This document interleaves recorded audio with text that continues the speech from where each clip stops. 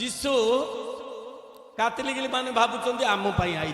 Baptist माने भावुंट आम आई लुथरियानी माने भावुंट आम आई शुक्रवारिया माने भावुंट आम आई कालवरिया माने भावुंट आम आई रविवारिया माने भावुंट आम आई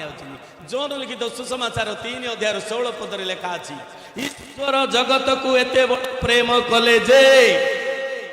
ईश्वर जगत को